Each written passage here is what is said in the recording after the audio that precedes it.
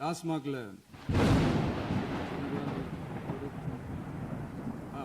Party fund கட்சி நிதி அப்படின்ற பேர்ல அடிச்ச கொள்ளையெல்லாம் ஒண்ணா இப்போ கவர்மெண்டோட கஜானாவுக்குள்ள கொண்டு சேர்த்துக்கிட்டே இருக்கிறோம்.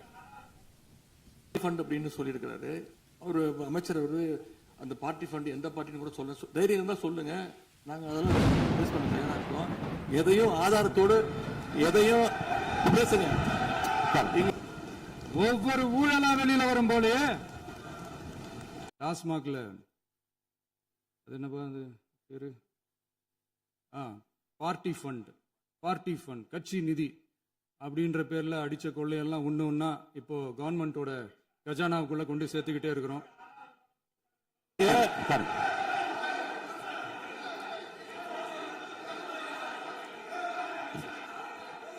அது மாதிரி பேரவைத் தலைவர் அவர்களே, நேற்று நான் பேசி முடிஞ்சோடனே நீங்க அவை முடிஞ்சிருச்சுன்னு சொல்லிட்டீங்க. நாங்கெல்லாம் வீட்டுக்கு போயிட்டோம். வீட்டுக்கு போய் டிவி போட்டு பார்த்தா அங்க இன்னொரு அமைச்சர் இன்னும் பதில் சொல்லிட்டே இருந்திருக்கிறாரு. அதற்கெல்லாம் நாங்க இப்ப என்ன பதில் இது, என்ன மரபு இது? நீங்க இப்ப பேசிக்கிட்டே இருப்பீங்களா? நாங்க பாத்துக்கிட்டே இருக்கணுமா? அதே மாதிரி இன்னைக்கு முதலமைச்சர் அவர்கள் பேசும்போது நாங்களும் அமைதியா கேட்டுட்டு தான் இருந்தோம். ஆனா சில கருத்துக்கள் அவர் பேசும்போது அதை நாங்க அனுமதிக்க முடியாது. ஆதாரத்தோடு ஏதாவது பேசணும்னா, குற்றச்சாட்டுகள் சொல்லும் போது ஆதாரத்தோடு சொன்னீங்கன்னா அதை நாங்க ப்ரூவ் பண்றதுக்கு தயாராக இருக்கு. மாண்புமிகு உறுப்பினர் அவர்கள் இருங்க. நேற்று மாண்புமிகு எதிர்க்கட்சி தலைவர்கள் பேசியதும் மாண்புமிகு பொதுப்பணித்துறைகள் பேசியதும் ஆதாரம் இல்லாமல் பேசக்கூடாது என்று நான் சொன்னேன். ஆய்வு செய்து நீக்கப்பட வேண்டியது நீக்கும் என்று சொன்னேன். இப்போது மாண்புமிகு முதல்வர் அவர்கள் பேசி முடிக்கட்டும். நீங்கள் கூறிய கருத்துப்படி அதில் ஆதாரங்கள் இல்லாத குறிப்பாக இருந்தால் அதை நீக்குவதற்குரிய உரிமை எனக்கு இருக்கிறது. ஆய்வு செய்து நான் நடவடிக்கை எடுப்பேன். இப்போது மாண்புமிகு முதலமைச்சர் அவர்கள் பேசலாம்.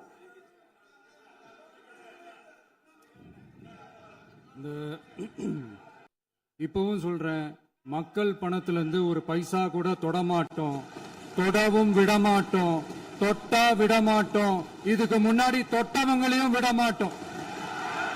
டாஸ்மாக் மாதிரியே பல டிபார்ட்மெண்ட்லயும் மறுபடியும் சொல்றேன், கட்சி நிதின்ற பேர்ல அடிச்ச கொள்ளைய ஒண்ணா கவர்மெண்டோட கஜானாக்குள்ளேயே கொண்டு சேர்த்துக்கிட்டே இருக்கிறாங்க. இப்பவும் சொல்றேன், மக்கள் பணத்திலிருந்து ஒரு பைசா கூட தொடமாட்டோம், தொடவும் விடமாட்டோம், தொட்டா விடமாட்டோம், இதுக்கு முன்னாடி தொட்டவங்களையும் விடமாட்டோம்.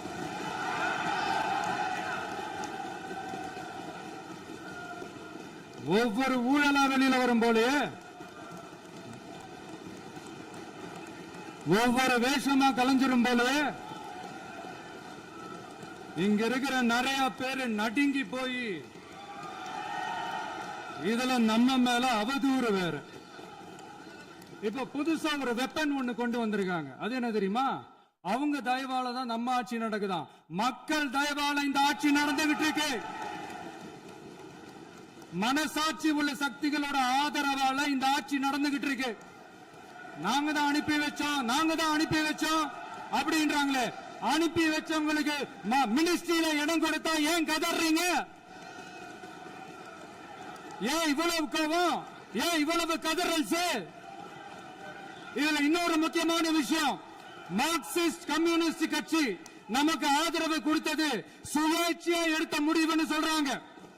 அதே மாதிரி இந்திய கம்யூனிஸ்ட் கட்சி நமக்கு ஆதரவு கொடுத்தது சுயேட்சையா எடுத்த முடிவுன்னு சொல்றாங்க. இதுல எங்க இருந்து நாங்க தான் அனுப்பி வச்சோம்னா புரியலையே. மக்களுக்கு நல்லா புரியும், எல்லாத்தையும் தெளிவா பார்த்துக்கிட்டு இருக்கிறாங்க.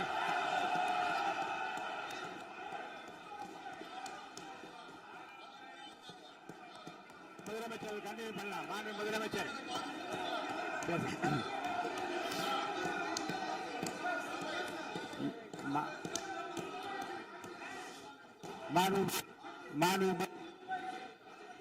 முதலமைச்சர் கண்டினியூ பண்ணலாம். நீ கண்டினியூ பண்ணலாம்.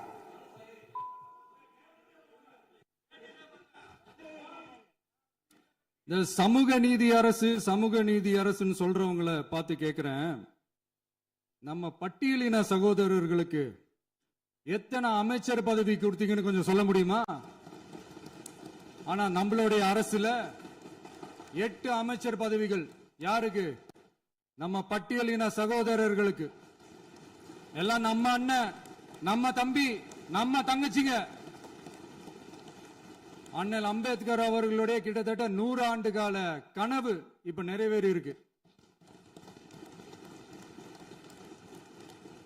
நான் ஏன் கொஞ்சம் சவுண்டா பேசுறேன் அப்படின்னா அவங்களுக்கு கேட்கணுன்றதுக்காக தப்பா எடுத்துக்காது. அதே மாதிரி பெண்களோட பாதுகாவலர் நாங்க தான் அப்படின்னு சொல்லிக்கிறவங்களை கேட்கிறேன், எத்தனை பெண்களுக்கு அமைச்சர் பதவியில இடம் கொடுத்தீங்க கொஞ்சம் சொல்ல முடியுமா?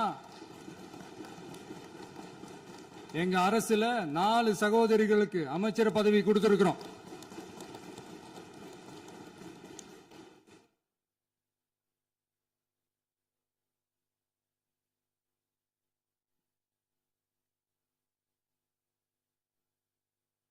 அதனால மக்களால் நிராகரிக்கப்பட்டு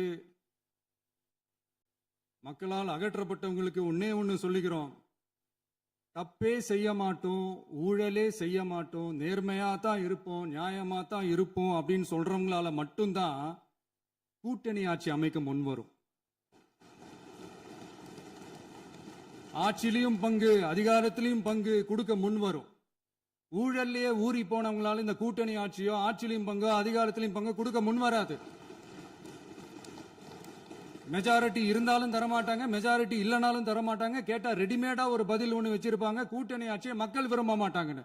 அதே மக்கள் தான் இப்ப அவங்கள பார்த்து சிரிக்கிறாங்க. நான் பதவி ஏத்த அன்னைக்கு கொஞ்சம் டைம் அவகாசம் கேட்டேன். எதுக்கு கேட்டேன்? நிதி நிலைமைலாம் கொஞ்சம் மோசமா இருக்குது, அதெல்லாம் கொஞ்சம் சரி செஞ்சுக்கிட்டு படிப்படியா கொஞ்சம் கொஞ்சமா நான் கொடுத்த வாக்குறுதிகள்லாம் செயல்படுத்துவேன், அதுக்காக கொஞ்சம் டைம் அவகாசம் கேட்டேன். நான் ஏதோ வேற எதுக்காகவோ வேற யாருக்காகவோ ஏதோ அவகாசம் கேட்ட மாதிரி. அடுத்து இங்க சபையில இல்லாதவங்களை பத்தி பேச வேண்டாம்னு நினைக்கிறேன்.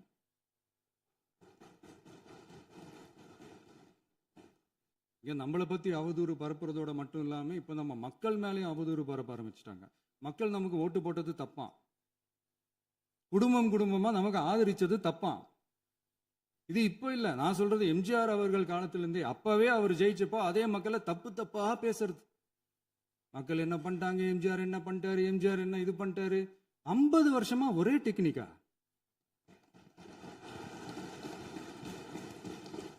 டெக்னாலஜி எல்லாம் மாறி வேற எங்கேயோ போயிட்டு இருக்கு. பஸ் இதுல கொஞ்சம் டெக்னிக்காச்சும் கொஞ்சம் மாத்தினா கொஞ்சம் நல்லா இருக்கும். அதனால மக்களுக்கு யூஸ்ஃபுல்லா இருக்கிற மாதிரி இந்த ஆக்கப்பூர்வமான கருத்துக்களோ ஆக்கப்பூர்வமான யோசனைகளோ இருந்தா சொல்லுங்க, அதை நாங்க டெஃபரெண்டா எடுத்துக்கிறோம். ஆனா அதை விட்டுட்டு இந்த நக்கல் நையாண்டி சம்பந்தம் இல்லாத பேச்சு இதெல்லாம் பேசிட்டு அப்புறம் முதல்வர் பதில் சொல்லல, முதல்வருக்கு பதில் சொல்ல தெரியல அப்படின்னா அப்புறம் என்ன சோஃபா மாடல் ஆட்சியா?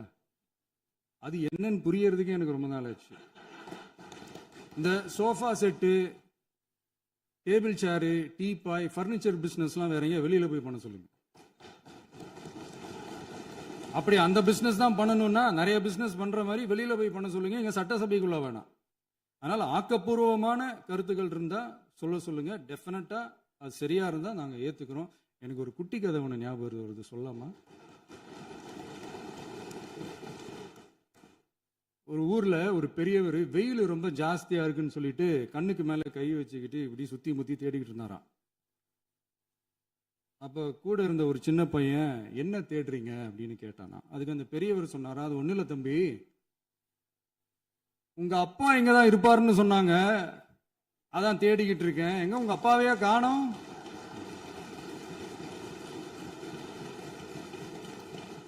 இல்ல அந்த எங்களுக்கும் நக்கலா நையாண்டியா சம்பந்தம் இல்லாத குட்டி கதை இதெல்லாம் எங்களுக்கும் பேச தெரியும்.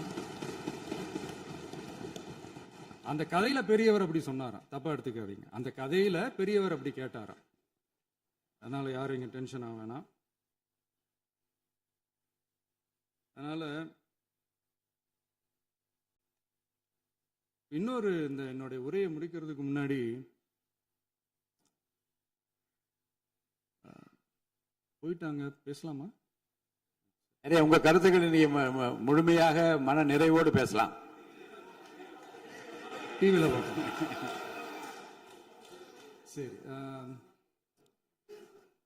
அதான் 5 நிமிஷம் பேசுனதுக்கே கொலை தூரி இந்த ஆட்டம் ஆயிடுச்சு. பேசுனா அப்புறம் என்ன பண்றது?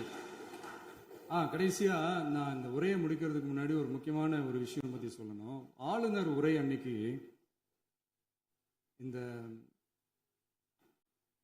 தமிழ் தாய் வாழ்த்துக்கு அப்புறம் தேசிய கீதம் பாடினது தப்பு, தேசிய கீதம் 2 முறை பாடினது தப்பு, அப்படி ஒரு நிகழ்வு இதுக்கு முன்னாடி இந்த சட்டசபையில நடந்ததே கிடையாது, அந்த மரபையே மாத்திட்டீங்க, இப்படி ஒரு பெரிய ஒரு போர் மாதிரி எதிர்கட்சியை சார்ந்தவங்கலாம் சொன்னாங்க இல்லையா? அந்த மாநில உரிமை போராளிகளை, அந்த மரபு காக்கிற உரிமை போராளிகளை ஒரே ஒரு கேள்விதான் கேட்கணும். 2021 ஆகஸ்ட் 2 ஞாபகம் இருக்கா? Centenary celebration of Tamil Nadu legislature. அந்த ஃபங்க்ஷன்ல நம்ம முன்னாள் முதலமைச்சர் கருணாநிதி அவர்களோட கலைஞர் அவர்களுடைய கலைஞர் அவர்களுடைய புகைப்படத்தை மாண்புமிகு குடியரசுத் தலைவர் திறந்து வைக்கிற ஒரு ஃபங்க்ஷன். அந்த ஃபங்க்ஷன்ல national anthem followed by Tamil Thai Vazhthu அப்படின்னு அறிவிச்சது ஞாபகம் இருக்கா? அதாவது தேசிய கீதத்துக்கு அப்புறமா 2வது முறையா, நோட் திஸ் பாயிண்ட் மாண்புமிகு பேரவைத் தலைவர் அவர்களே, ப்ளீஸ் நோட் திஸ் பாயிண்ட். தேசிய கீதத்துக்கு அப்புறம் 2வது முறையாக தமிழ் தாய் வாழ்த்து பாடப்படும் அப்படின்னு சொன்னது ஞாபகம் இருக்கா? அதுவும் முத்தமிழ் அறிஞர் அப்படின்னு சொல்ற நம்ம கலைஞர் அவர்களுடைய அந்த புகைப்படம் வெளியிட்டு விழாவில் அவர் இருந்த இதே சபையில தமிழை 2வது இடத்துக்கு தள்ளினது யாருன்னு ஞாபகம் இருக்கா?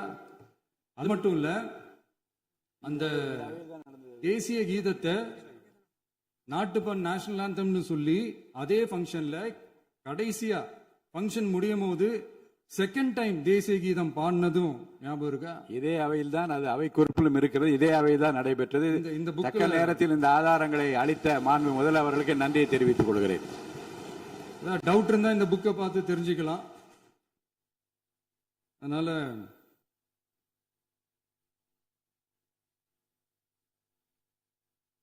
இதெல்லாம் கேட்டா என்ன சொல்லுவாங்கன்னா, அது ஜனாதிபதி கலந்துகிட்ட ஃபங்க்ஷன், அதெல்லாம் அப்படிதான், அதெல்லாம் கண்டுக்க கூடாது அப்படின்னு சொல்லுவாங்க. இதே மாதிரிதான் பேசுறது ஒண்ணு, செய்யறது ஒண்ணு, பேசுறது ஒண்ணு. இதெல்லாம் மக்கள் பார்த்துக்கிட்டு இருக்காங்க. எலெக்ஷனுக்கு முன்னாடி தான் அப்படி செஞ்சுக்கிட்டு இருந்தாங்க, இப்போ எலெக்ஷனுக்கு அப்புறம் அதே தான் செய்யறாங்க.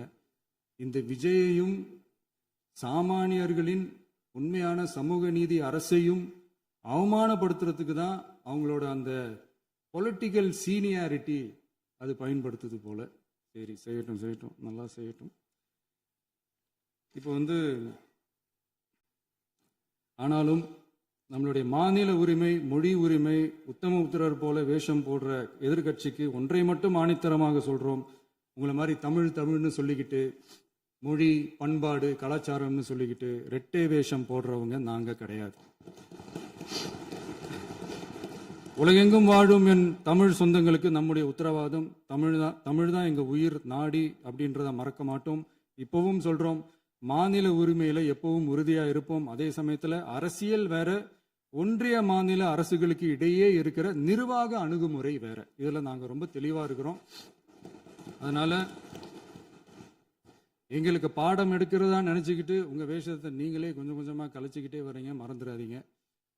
அப்புறம் நேற்று எதிர்கட்சி தலைவர், மாண்புமிகு எதிர்கட்சி தலைவர் பேசும்போது நிறைய பேசினாங்க. அதுல ஒண்ணு மட்டும், அரசு சொல்றதா நினைச்சுக்கிட்டு நம்மளை இன்டைரக்டா ஈவில் அப்படின்ற அந்த வார்த்தையை யூஸ் பண்ணாங்க.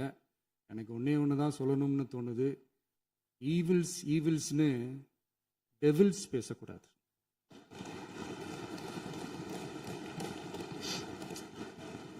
அவங்க இருந்திருந்தா ஒரு ஆக்ஷன் பண்ணணும்னு எனக்கு தோணுச்சு.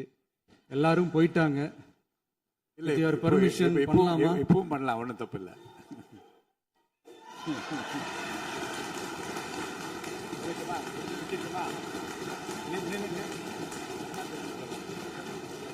யார்